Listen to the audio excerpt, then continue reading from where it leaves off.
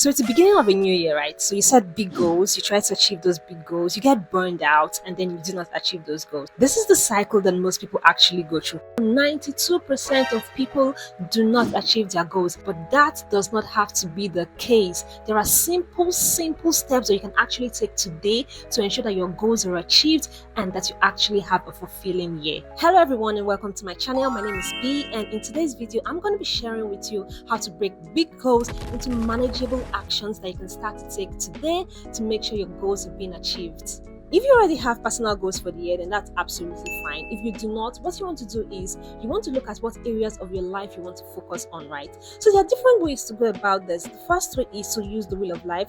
So the wheel of life basically just contains, categories of life to have a well-balanced life, areas of your life you should focus on to have a more balanced life. The easier way to go about this is to go to Google, type in life categories, and Google will just give you a list of different life categories. So what you want to do is you want to pick 4 categories that you want to focus on this year.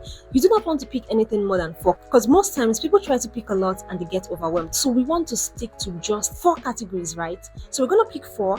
For this example, I'm going to pick 4 categories, which will be career, finance, relationships, and personal growth. So the next step is we're going to break down the year into different quarters: Q1, Q2, Q3, and Q4. You're going to order those areas of life that you've picked. You're going to order them by importance. The most important one you want to get started on right now would be the first one, and that's what we're going to put in quarter 1. So quarter 1 would be, for me, career. So quarter 1, career. Quarter 2 can be finance. Quarter 3 we can do relationships, and then Q4 we can actually do personal growth. So you want to order these by quarters, and the reason for this is we don't want to do too much. We don't want to start at the beginning of the year and try to do everything all at once. We want to break this down into different quarters, and each quarter we're going to focus on a particular area of our life we want to set goals on. Once you have these areas of life established, what you want to do is you want to write them down, right?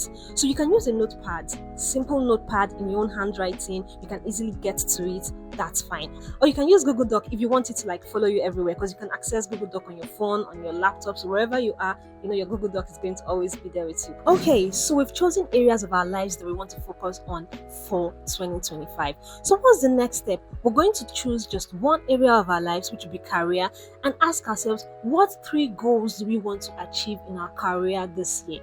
So for example, we can say I want to learn a technical skill. We can also say I want to improve performance. We can also say I want to probably hold a leadership position, right? So those are the 3 goals that I have for my career this year. Those goals are kind of broad. They're not very specific. You can't take basic action on them. So we're going to ask ourselves, what actions can I take today, starting today, that would ensure that I can actually achieve those 3 goals that I've set? So let's use the example of you want to learn a technical skill. What skill do you want to learn? Probably JavaScript. So you can say learn JavaScript. So now you've broken it down into a very easy action you can take. The next one, you want to improve performance. How do you go about that? Maybe you've realized that when you go to work earlier during the day, you can actually work more productively without any distractions. So the goal and the action there is you want to wake up earlier. And the third one is hold a leadership position, right? So you've realized, if I actually host a workshop, probably bi-weekly or maybe once a month, I would actually be in consideration for a leadership position. So you write that down: host a workshop bi-weekly. You want to get as specific as possible because you want to take actions right now, today, this moment. That's what you want to do. So you want to get as specific as you probably can when you're writing out these actions. So first we have choosing a life category. We've done that. The next one, we have writing down the specific goals for each life category. If you've chosen career, finance, whatever it is, write down 3 specific goals for each of them. You don't want to do more than 3, because if you do more than 3, you might get overwhelmed. Okay, so previously, right, we broke down the year into 4 quarters: Q1, Q2, Q3, and Q4. Right now, we're going to take Q1 and break it down into 3 months: January, February, and March. And what we're going to do is what is called a monthly time block. A time block basically means you're going to go into your calendar. It doesn't have to be a fancy calendar. You go into your calendar and then you block out specific time to work on those actions that you've already set. The overall theme here is you want to be intentional about setting time to work on these actions. So now we're going to take the specific actions that we've written down to achieve our career goals, right? The first one was learn JavaScript, the second one was wake up early, and the third one was host a workshop. And we're going to time block for that. How are we going to do it? So let's say during the week you do not have time to work on JavaScript, but you've noticed during the evenings around 7 to 8 p.m. you have time. So you're going to go to your calendar and then you're going to block out 7 to 8 p.m. to learn JavaScript. The second one was wake up earlier. You go to your calendar, maybe you want to wake up by 6 a.m. 6 to 7 a.m. you can block out the time. 6 to 7 a.m. would be to wake up and do your morning routine. And then the third one was host a weekly or maybe a bi-weekly workshop. So you go, maybe you want to host it on Fridays. So Fridays, 3 to 5 p.m., you go and then you actually block out this time. If you've been finding this video valuable, like this video and do subscribe to my channel. I will be dropping videos every single week, and I'm going to help us on the journey of leveling up and actually being productive in 2025. And the next point I'm going to share is the most important point to take out of all of these. So do stay tuned.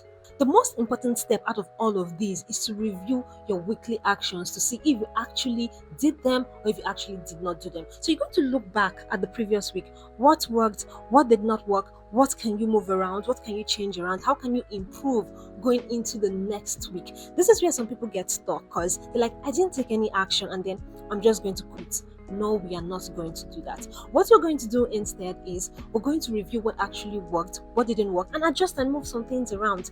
You can be flexible. This would allow for flexibility because you're starting small, right? Maybe you feel like, okay, you had 3 action plans, you time blocked for 3 action plans, and then they're a bit too much. You just want to focus on one career goal. That's fine. You can actually do that. So you want to look back at the week, what worked, what did not work, and then you're going to carry that to the upcoming week. So you can actually measure your progress monthly, right? So at the end of the first month, January, you want to ask yourself, what worked, what did not work? Am I done learning JavaScript? Am I still moving JavaScript to February? What are the goals I'm still moving to the second month? And you want to do that for the third month as well. And that's fine. That's for monthly. Also, at the end of a quarter 1, we focus on our career goals, right? Quarter 2, let's say we want to focus on our finance goals. So for quarter 1, what goals have I achieved? What goals have I not achieved? What am I moving to quarter 2? And the goal of this is you've already established habits and routine, so that when you're adding quarter 2 goals to it, it feels effortless. It feels easy. It doesn't feel like you're disrupting the system. So you already have established habits and routines in Q1 goals. So when you're adding Q2 goals, finance goals to it, it just feels effortless. And that's how you do it for Q3 and also Q4. And this can extend to even yearly goals. At the end of year 1, you can review what happened in year 1 and then move some things to year 2 and then move other things to year 3. And with these simple steps, you can actually achieve your goals this year. Now, if you found this video helpful, subscribe to my channel, drop a like, drop a comment about what systems actually work for you. I will be dropping videos every single week, so do subscribe to my channel.